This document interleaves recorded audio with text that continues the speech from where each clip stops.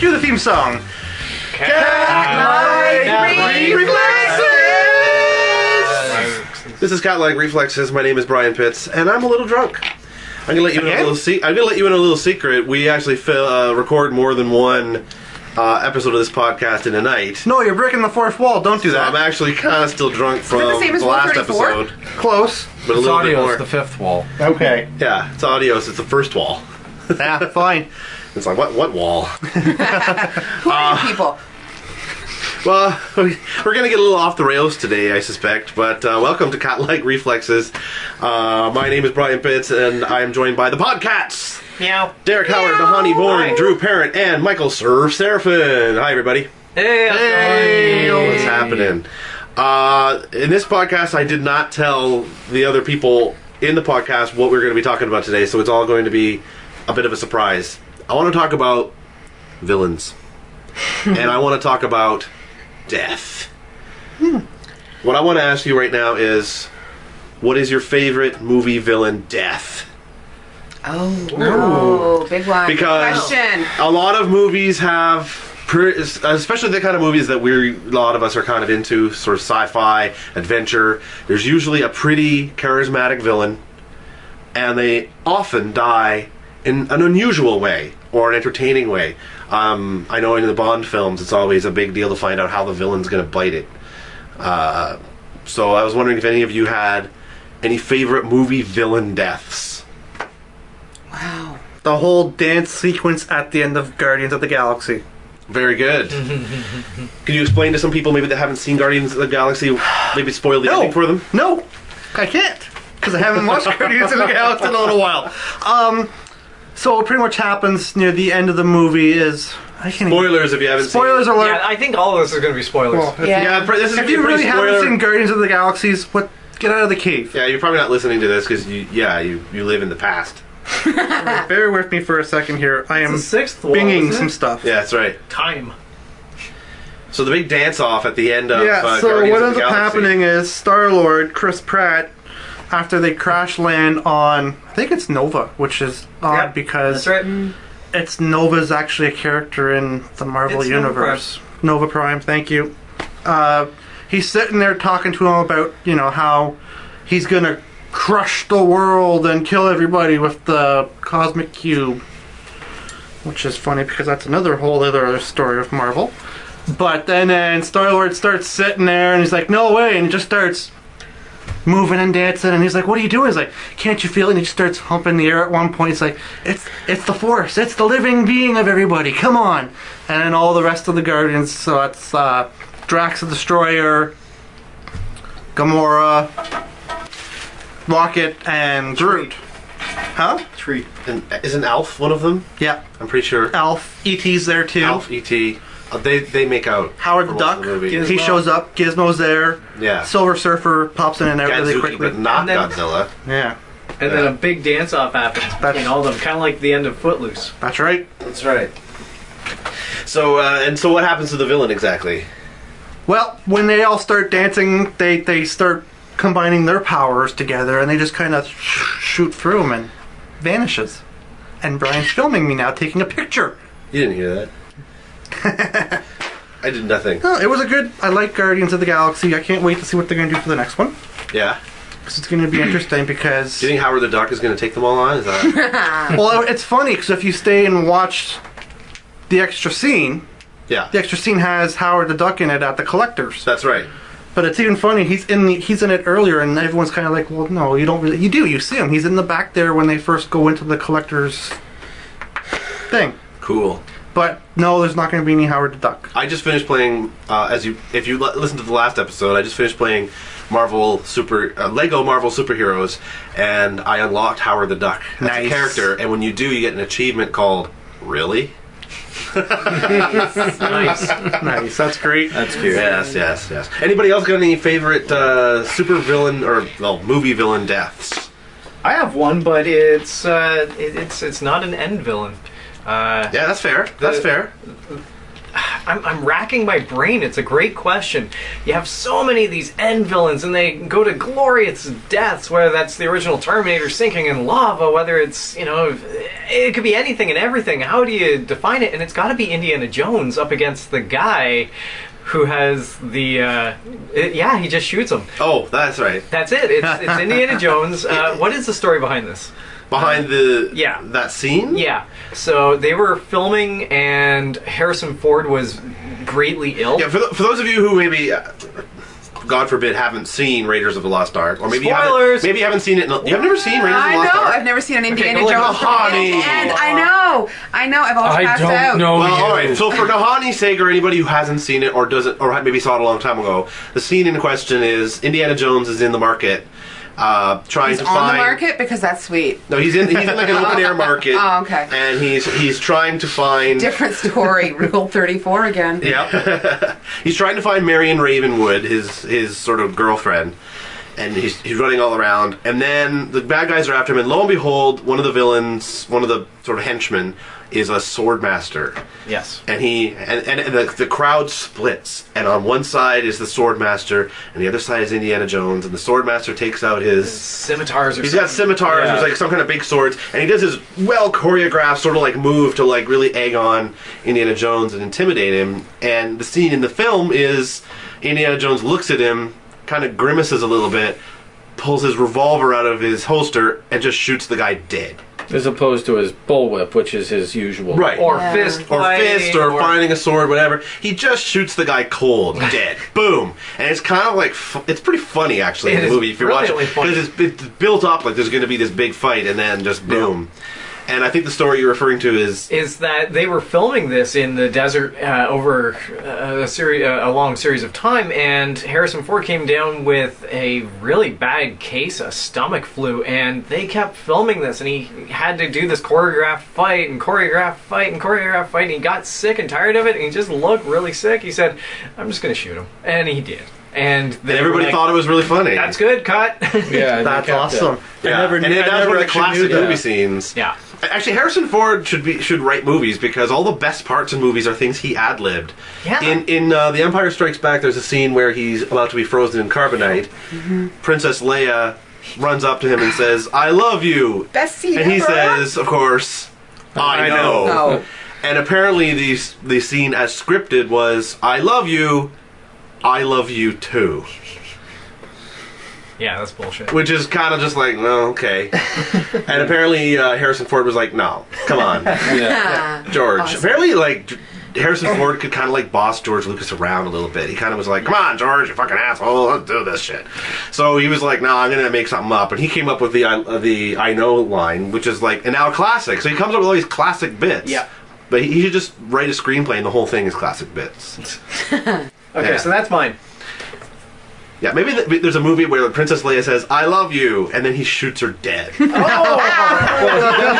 He shoots first. Yeah, he shoots first. He always shoots first. Oh. And then says, "I know." I know. That's right. I know. And then he blows the smoke off the gun. That's my fan fiction I'm going to write. There you go. Rule 34. Yeah. Okay, villainous death. Not an end villain by any means. Just a Joe henchman in a series of Joe henchmen getting taken out. But it's memorable, and that's why I'm going to mention it. All right. The movie is called Killer Elephants. And I like it already. It's made What in year? mid-70s, Philippines, where there are no rules or safety procedures. Long story short, Bad Guy Village, which is conveniently made of bamboo and balsa wood, Right. is being rampaged by the killer elephants. The good guys are riding the elephants in and destroying it, and bad guys are running amok everywhere. Their houses are being turned upside down, and everything's being trampled. And one bad guy turns to run away and knocks his head into an elephant's penis, knocking himself out. Wow, what a beating. Taken out by elephant junk. And the part that really strikes me most about that is You know, what was it like on set that morning? Hey, who needs an extra $50? And the elephant was like, I do. I do. Exactly. You can use my penis. Yeah. Yeah. But no, it's one of the most memorable bad guy takeout moments I think I've seen in all my misspent years of. Do you think that might be watching available film. on YouTube? It actually probably is. Yeah. Killer But Elephants. I'm not gonna Bing that. No. I'm going to YouTube it. You gonna YouTube it? See if Yeah. it's on there? Yeah. How do you... Yeah, anyway. Delete yeah. your search history after elephant cock and guy's head. Do you remember what the movie is called? Yeah, Killer Elephants. Oh, that's right. You did say it was Killer Elephant. Killer I gotta Elephants. find it. That's right. It's one of those classics. I think I have it on DVD. It's just the film has many memorably bad moments, but that's the one that stands out. That's the standout moment. I got it right here. Killer Elephants, 1976. There we go. Very good. Yep. There's a trailer, and I'll see. I'll get back to you guys to let you know if the full thing is on YouTube. Somewhere. Does the guy die? Well, we're not sure. It's not shown, but he hits it and down he goes, and Presumably. he dies of embarrassment at the Okay. very. That's what I would because, think, yeah. You know, like what happened to you? Oh well, the house burned, and oh yeah, well, like I was shot by the good guys. What happened to you, Frank? Don't ask. Yeah. And if it was the behind the story, Hollywood behind the story version, it would be like, and then, Frank Smith, his big role was being hit in the face by an elephant penis. He later died of AIDS. So it's not where you. We think all it's laugh. AIDS. Yeah. There's nothing funny about AIDS, No. but kind of a little bit in this one. Jeez. Send all your complaints to Bryan. Send all your complaints to Southern Comfort. Yeah. Drew, you got one? I did mine the first one. Oh, yeah. Oh, again. What's your I don't have Nahanni, a- you haven't I don't have a seen second one yet. Nahanni. Nahanni, you watch a lot of cool movies, I gotta say. You watch a lot of horror films, too. You're a big horror film person. There must be some really good deaths in there. There were some excellent deaths, Brian. But I think what's really important, there's the simplistic film where the bad guy dies and you're like, yeah, he died and I feel better now that he's off the face of the planet. But I think I really enjoy those movies where you get some empathy for the villain. Sure. And then, it's good that he's taken out of the scene because, he can't wreak havoc anymore and whatever else is going on. But at the same time, you're sad for the loss of all those good qualities. And for that reason, I picked Godzilla. Whoa. Nice. Because, the whole way, everybody's fighting Godzilla thinking he's this evil force in their society. But Godzilla really loves us. Just want to put that out there. I think I heard there's a little bit of Godzilla in us all. There is a little Godzilla. Isn't that in one of the movies, Godzilla 2000? Yeah. There's a little bit of Godzilla In us in us all. Incidentally, Godzilla Final Wars is the best of all Godzilla films. Nice. Just So how does Godzilla usually die? He doesn't. He kind of just, he doesn't ever really die. He just goes away until we need him again. Like Jesus? Sure. They got 3 timelines. All right. They got 3 Godzilla timelines, kind of like Legend of Zelda. So the original monster from the 50s, from the nuclear experiments, recently reappeared in this most recent one, but there's other factions which... So the new one... Well, there's also Mechagodzilla. Yeah. There's also Mechagodzilla, which they recreated to fight Godzilla. Right. And I remember after my daughter went and saw that, she immediately went home and watched all the old Godzillas on, Crackle, if we can mention that. And just to cross-check her stories because, they discover this skeleton and she thought it was, from, what was it, Tokyo 2000 or whatever. Maybe that was the one that they had created to fight the original Godzilla. Anyway, Godzilla, ultimate villain. Because you do have, villain. you have empathy for him. Everybody thinks he's a bad guy. You've got some feeling at the end of the movie and you're looking forward to seeing him again. That's so true. I think he's, a villain that we all love. Right. How would you feel if in an upcoming movie, Godzilla, that you love, Indiana Jones just shoots him dead, cold, and says, I know. Like if he just died, straight up, and not even like a good death, While just like, slapping But him, you know what, considering- slapping him with his elephant junk. yeah. Having him with elephant junk. Well, considering all the Godzilla movies I've had to endure in my household, I know Godzilla will be back. So I'm okay with that. Because He's Godzilla... like a constant force. Yeah. He's a constant force. For You good, know, yeah. I think Darth Vader actually looks to Godzilla. So say, what are his midichlorian counts? Are they high? Yeah. Yeah. They gotta be Oh my high. God, Jedi Godzilla! Yep, there we go. Godzilla, oh Holy my god! shit! Oh my god! What wall Holy is that shit. we just broke? All of them. All of them. All of them. Yeah. Oh my God, Yeah. the Humpty Dumpty A few one. more to 34 and we're set. Derek, do you have a favorite movie death? I do. Movie villain death? Harrison Ford. He's in Indiana Jones. Oh, I that's right. I mentioned that because I'm busy researching the killer elephants here, and I think I found it on YouTube. I can't quite pull it up, but on YouTube it does show that there's a movie called Philip Coffey in Along Come the Tiger, 1975. So I'm going to do a little bit more research on this. Maybe once you find it, could you post it to our Twitter? I will. It says martial artists backed by killer elephants band together to crush their opponents and stamp out evil. That sounds like it. That could very well be it. Yep. So Along Come the Tiger, 1975. Wow. Now is that the Yeah. full movie or Yeah. just the penis scene? No, it's the full movie. Looks like the full thing. I'll see if I can find Yeah, where the it's fast the full thing, all right. but Bump. take a look at this. It actually says Wang's Film Production. And ain't that the truth? Ain't that the truth? I'll give you an interesting villainous death. Yes, please do. We can mention more than one. This doesn't have to be all One of or my nothing. favorites, and I love it because it's Blade Runner Oh, okay. and Okay, fair Roy enough. Batty, Yeah. because his death is there's nothing spectacular about it. He sits there, he has a speech, and he dies because I've his time seen is up. things you people Wouldn't believe. Yeah, Yes. that great scene. But what makes it such a wonderful villainous death is that his character dies having achieved a rather substantial redemption. Thank you.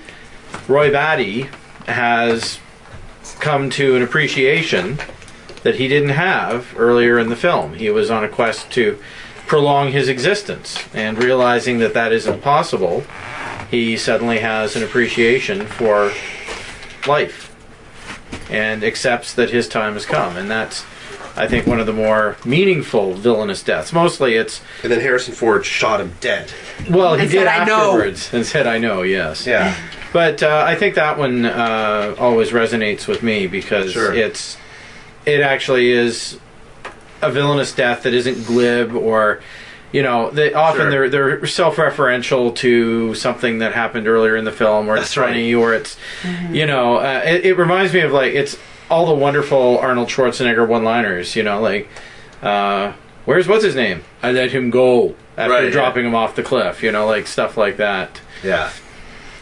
Where's what's his name? Oh, he's armless. Ha ha ha. And they're all cool, but in this case, there's actually. So it was meaningful. Well, it was Last action contextual, hero. meaningful, and it had a proper place in the story, and it wasn't just now it's time to dispatch the bad guy. Right. Not that I have anything against now it's time to dispatch the bad guy. You gotta admit, though, with Schwarzenegger in The Last Action Hero, where his character portrays Hamlet, and he has this line of "to be or not to be, not to be." And he just all over the place, and it's great. Yes. The Last Action Hero had some amazing glib villain deaths. That's true. Yeah, and it maybe was it's- sort of a commentary on action movies. Yeah, Really that was Actually, sort of the speaking of Arnold Schwarzenegger, it makes me think of James Cameron, because he's did a lot of movies with him. James Cameron is very good at dispatching villains, but making talk about protagonists. You got to make the audience love them so that you care about what happens in the movie.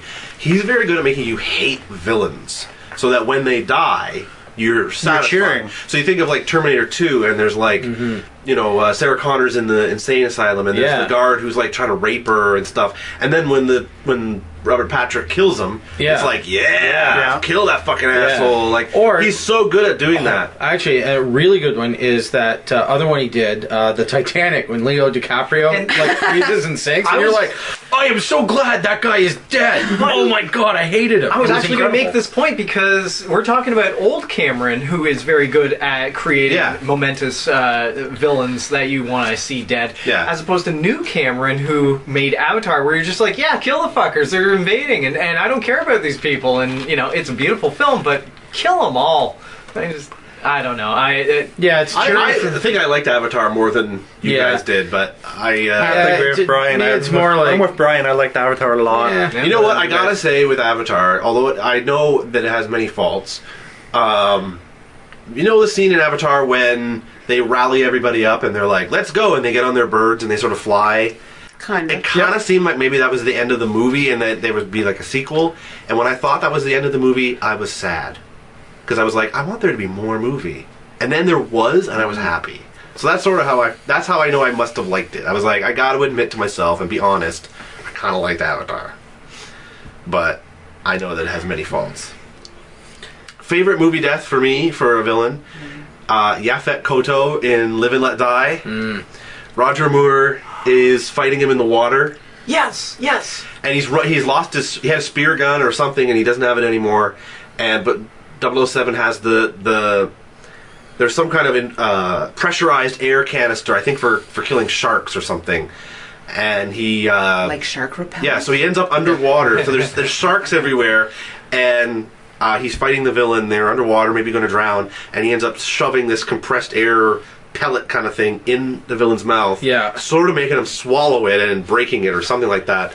And Yaphet Kotto expands like Go-Go Gadget coat, and his face and everything, his whole body gets big, and then he like sort of like when you let go of a balloon, and he goes way up to the top of the sort of the layer, and there's like stalactites or something, and it pops. So this guy like gets inflated and then gets popped. And this is not a cartoon. This is presented as photorealistic as possible. Yeah. There's some good James Bond villain deaths. Yeah. They're sort of the creme de la creme of villain deaths, but that one, When you asked what are the best villain deaths that you can think of, that one actually popped in my mind as the absolute first one. I didn't want to go with it, but I'm glad that you brought that up. I saw that when I was 6. Yeah. And it horrified me. It scarred me. I don't know. Horrific villain deaths might be another topic. That's true. Of which we could just talk about Willy Wonka. I don't know. Maybe there's something wrong with me. But I'm always looking for those villains where I feel sad for them when they die. Like the one, like, you know what? You brought that up. You know, when you're 6, what you saw. I remember seeing Rocky Horror Picture Show. You know, and Dr. Frankenfurter goes down, and I felt bad for him. You know, he was a villain, obviously. That was how this intended it. But I remember feeling very bad for him.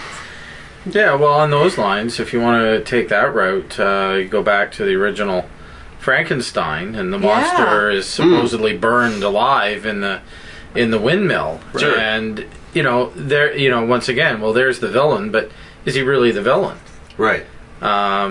He's more of a victim in that. Yeah. He's still technically the villain because he's the monster, but nobody's like, yeah, burn that asshole when they see. Mostly, well, you know what I mean. Most people don't. No.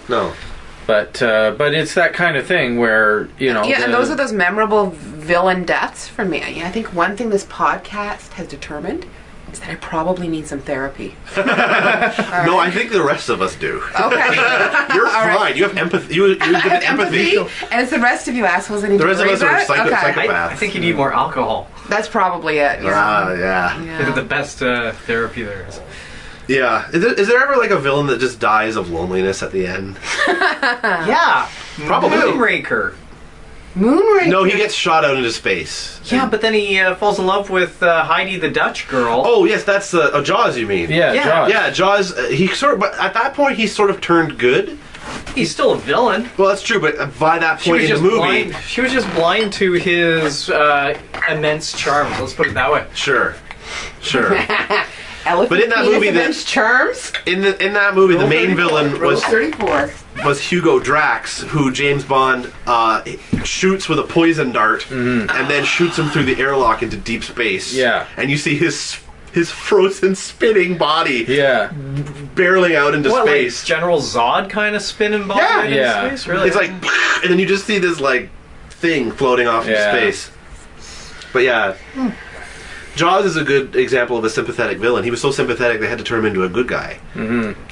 One other memorable villain death is HAL 9000 from Okay. 2001. Yeah, fair enough. Because Dave Bowman, after getting back into the ship, has to shut Hal down, and the scene where he slowly is pulling, the circuitry out, shutting down parts of Hal's brain, and Hal slowly starts to cease to be, is actually quite poignant. And Hal is again one of those villains that, Hal is killed the other astronauts, but. Right.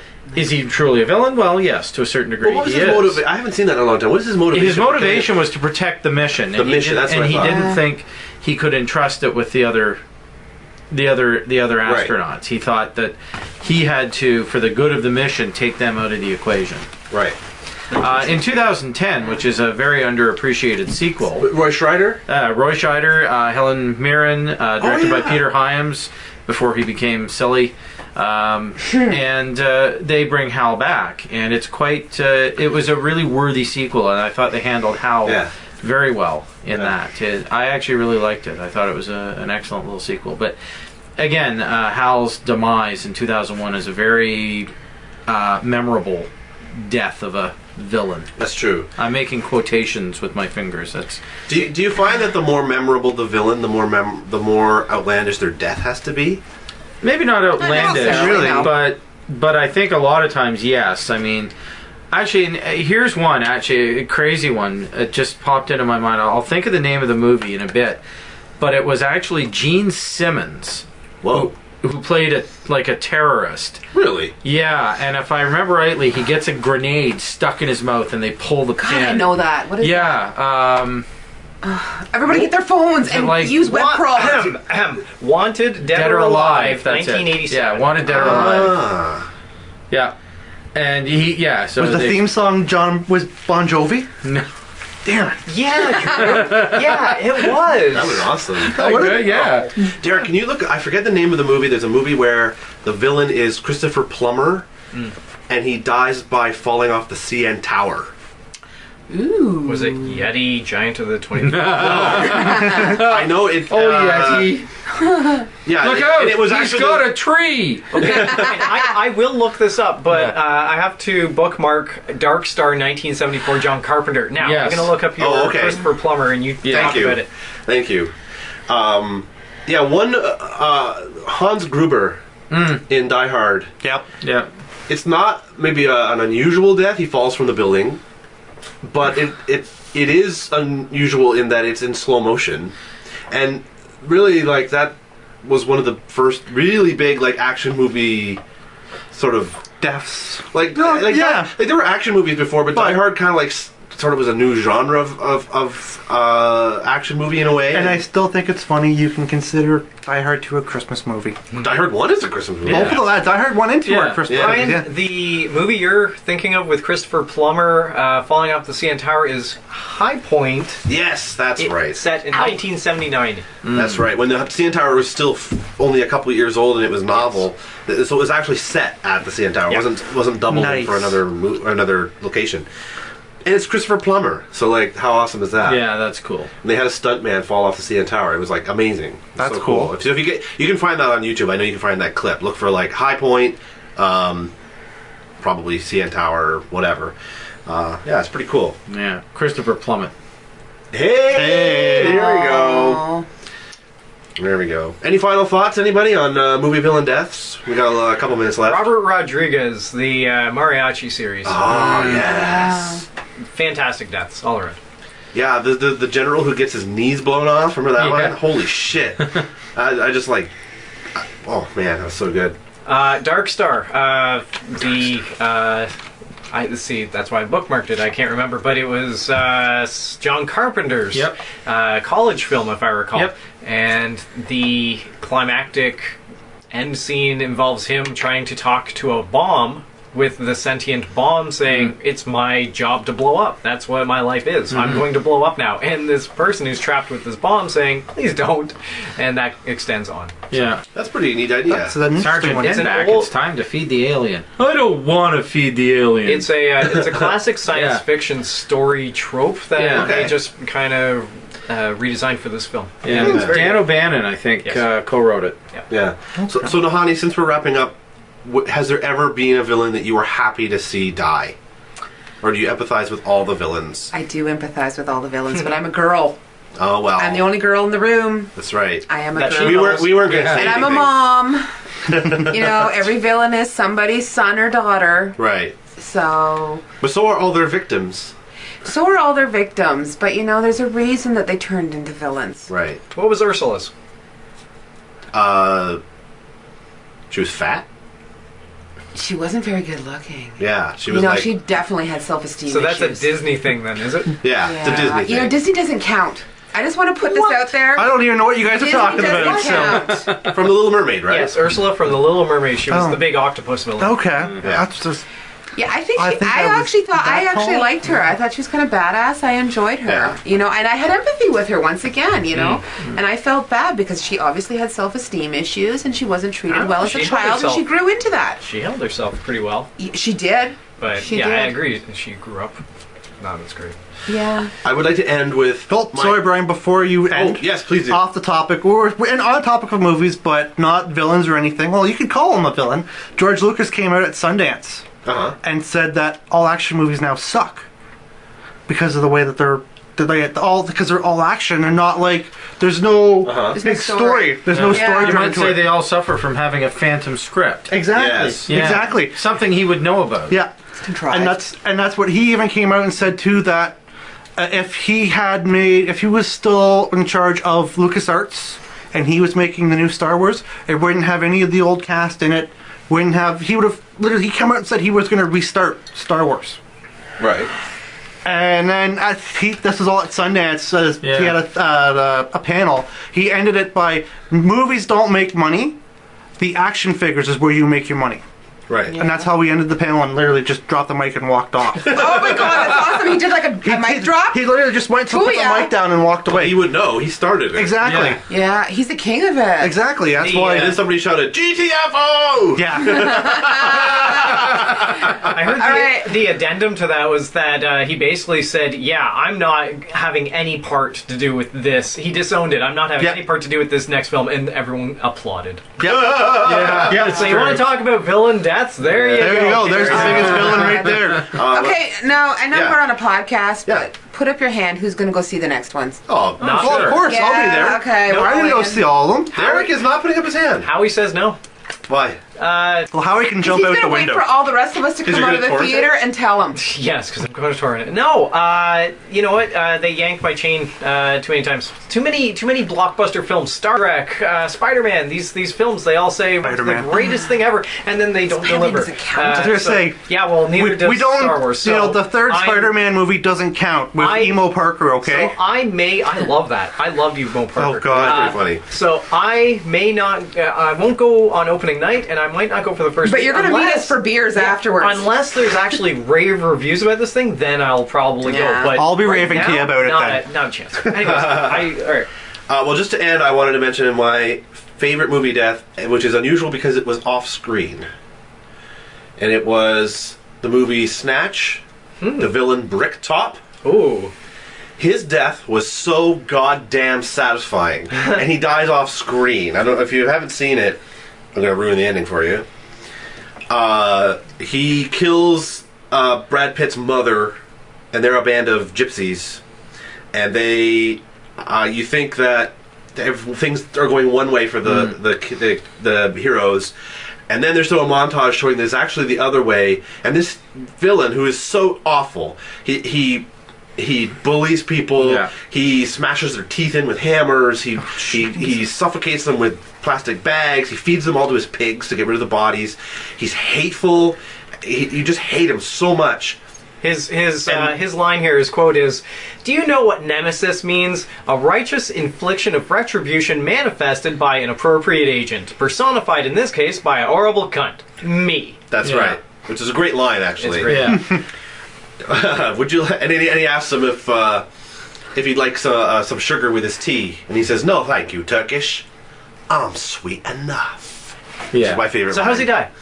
die? One of the gypsies hides in his car, And when Bricktop sees our heroes, he's banging on the window saying, "Give me my gun! Give me my gun!" And so you think that they're going to die. And it turns out that one of the gypsies is inside with a sawed-off shotgun. Yeah. And you see the shotgun actually depress his nose. Yeah. While he looks down the barrel like, huh? And then off screen you hear the bang and the heroes sort of looking and jumping because they're startled by it. And then you see Bricktop's just his feet lying on the ground. And so it is off screen, but it is so satisfying. You're like, yes, they shot that fucking asshole in the head. That is a good I death. actually was going to mention Snatch earlier simply for Boris the Bullet Dodger. Yes! Because it's That's what I thought you were blam, talking about, yeah. blam, But I don't know if is he a villain? Yeah, technically he's I one guess of the so. villains. He's a villain. Yeah, I guess you say he's a villain. And then he's the Technically, Juggernaut. yeah. As much as anyone is a hero. We were watching it in the theater, laughing our butts off. I saw it with you. Yeah, and our friend Jason was there, and our friend Jason was saying, because we're laughing, he's like, "Does anybody else find this kind of wrong?" No, it was great. It was hilarious, but so it's funny you're thinking that My there's favorite two from movie the death same is film. off screen. Yeah, exactly. Great. So, with that said, what do you think? Do you have any favorite movie villain deaths? Do you agree with some of ours? Do you disagree?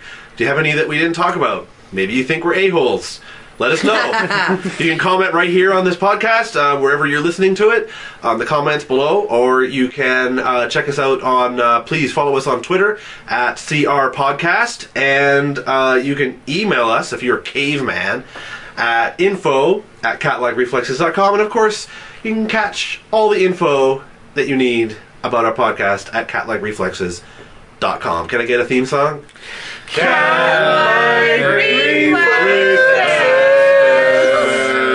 All right, thanks everybody. I think we killed that one. Yeah. Yeah. Way to breathe.